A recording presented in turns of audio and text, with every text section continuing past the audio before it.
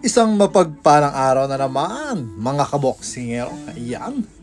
Ito nga pala yung kaibigan na si Bless Lou, ang aking channel. Ayan, shoutout naman sa inyo. Nakikita nyo ba yan? Yan si Mr. Honda.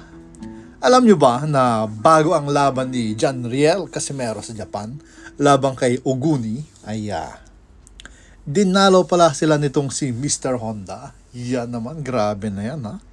At bilib nga pala ito sa kanya. Yan, so napakalaking kwan ito dahil isang promotion din ito.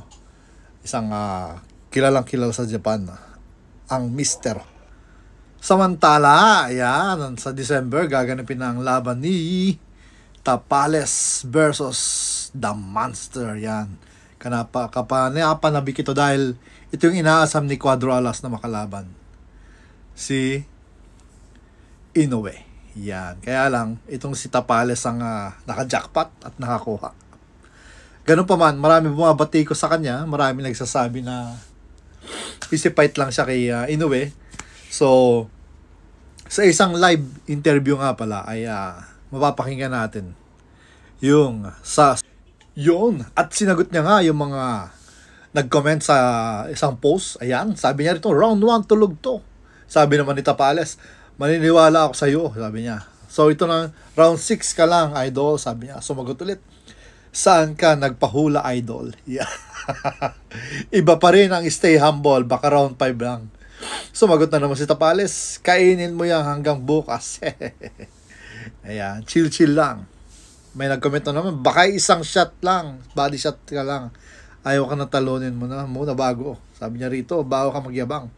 Sumagot si Tapales. Ayan. At may real talk pa.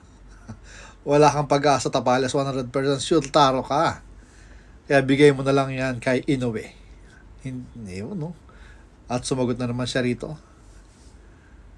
Ayan, hindi raw siya magsosurrender. Yeah.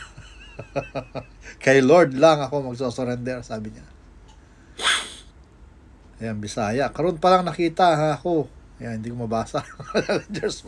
Iwasan mo lang matamaan ang isang solid pants. Baka ang gagawin mo is fight how to survive na lang. Yun. Sumagot na naman si Tapales dyan. Yan, kita nyo. Lalaban daw siya na parang isang army. Wow. Ibig sabihin ito, hindi pa huhuli ng buhay. Yun, no? So, hanggang dyan na lang. God bless sa inyo lahat. At sa mga hindi pa nakasubscribe, pasubscribe naman. God bless.